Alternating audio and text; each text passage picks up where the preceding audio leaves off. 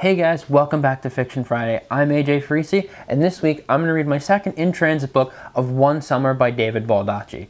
And from the synopsis, there are a couple things that may seem as a spoiler, but they're not spoilers. So going in, this book is about Jack and Lizzie, and Jack is dying of a terminal illness. He's a war veteran, and he's come back with 2 Purple Hearts, and now he's dying of a terminal illness. And his wife Lizzie is trying to take care of him, and he's just getting ready to die. His doctors have told him there's no coming back from this. No matter what, you're either going to die, or if you recover, there's a highly chance that it's going to come back, and then you're going to die from that. So Jack knows there's no way out of this, so he's just preparing to die. He's writing his wife letters before Christmas, because this book takes place roughly before Christmas in the beginning, and he's trying to last until Christmas because he wants his kids to have him there for at least one more Christmas. I mean, it's a pretty sad thought that, you know, you last up to Christmas and then you die, but he's doing it for his family so they don't have to struggle through Christmas without him. So they have one more Christmas with him and then maybe make it to New Year's, but he's not banking on that very much. He's pretty much hoping, you know, let them open the presents, let them, you know, have dinner or whatever, and then, you know, let me just peacefully go. But as I said, this isn't a spoiler. This is in the synopsis itself, but Lizzie unexpectedly dies in a car crash, remembering that she needs to pick up his medicine, and he's fighting her, saying, no, don't go. And it's very emotional. And let me just tell you, this book, almost every page I was about to cry or cried, and I have no shame in saying that, because this book, Baldacci does this. He's so emotional in how he writes. It keeps you wanting to read more, because every time he just knows how to keep you emotionally hooked. And going through, this book connects a little bit to A Tree Grows in Brooklyn in last week's episode, because this book focuses on family. In the beginning, it's Jack trying to stay with his family and help his family through his time of dying, which then eventually turns into him trying to keep his life together after Lizzie dies, which Jack does make, you know, there's a turn in Jack's life, and this is, again, in the synopsis, so no spoilers.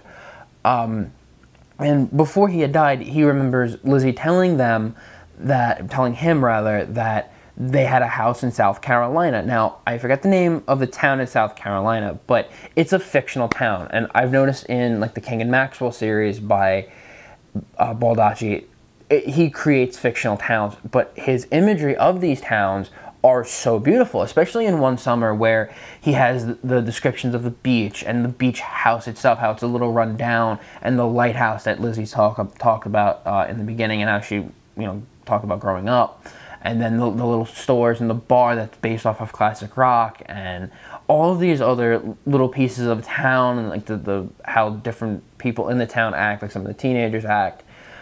All of it makes it feel like it's a real town, and I would love to visit it if it's a real town. But it's not. You know, I kind of equated it like not too far from Myrtle Beach in South Carolina. I'm not sure, but this town, not completely fictional. But still, going forward, after his recovery, Jack takes his family there to try and regroup and rebuild the family. And that theme of rebuilding the family and having a family and just learning to rebuild your life after such a loss and pretty much giving up on life, a real powerful statement, and especially how Baldacci shows the emotional connections between him and his mother-in-law, and him and his children trying to pretty much learn who his children are, because he doesn't know at this point, because he's been working, he's been at war for the time of his oldest daughter, Mickey, or Michelle, that's her real name, but, you know, they all call her Mickey. He's trying to connect with each and every one of them, him and his youngest son, Jackie Jr., or Corey. They're trying to all learn. He's trying to learn how to live with them, how to raise them, where his wife did all the raising while he went off to go to work. And I think that's extremely powerful. Baldacci, in every chapter, it just shows the struggle, while also the happiness that just being able to have his life all together again, being able to live again. I think it's a great depiction of that. That's why I give this book a 4.5 stars. I want to give it a 5 because of how hooked it was. This book had me shaking at some point. I was in tears. This book, very emotional, very amazing. But at the same time, you know, I can't give it a full 5 because I need to give it some room. Because there are some characters that you do get annoyed with. I'm not going to lie. There are some characters I hate. I'm not going to say who.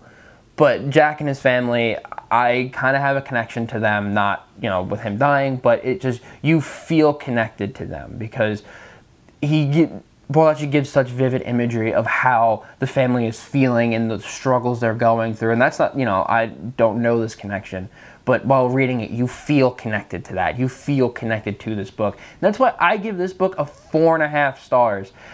Definitely one of my favorite novels that I have read in a long time. I don't think I've cried for a book pretty much ever.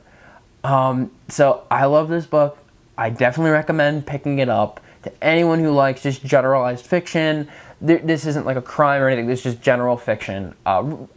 As I remember growing up in school, I don't know if this is actually a real category, but realistic fiction, as I would put this, because it's real powerful, real moving. Just pretty much, I guess, the overall theme of this book is getting your life back together and connecting with your family after hard loss. And I love it. Definitely recommend this to everyone. I hope you guys enjoy it.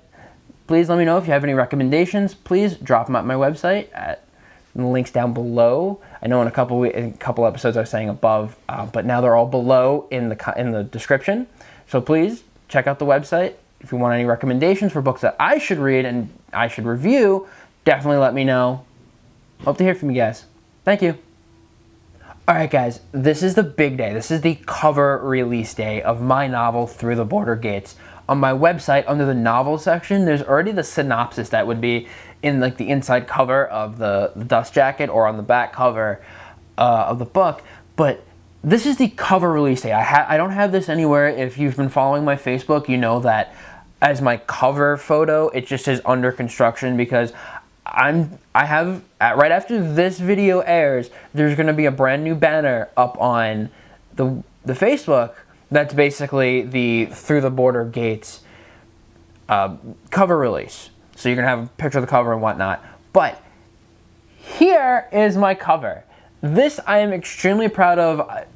My cousin actually, and artist Ivan Ortiz did this for me.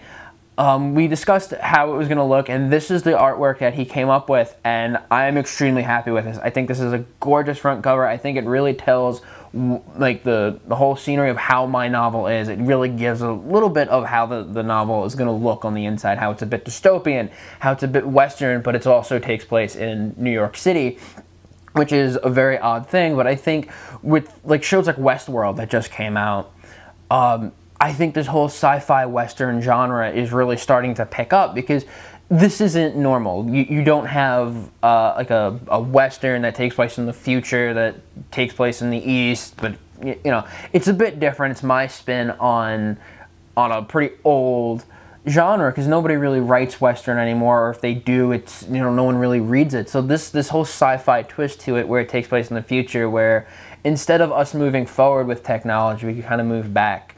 I'm super excited. Here is my cover.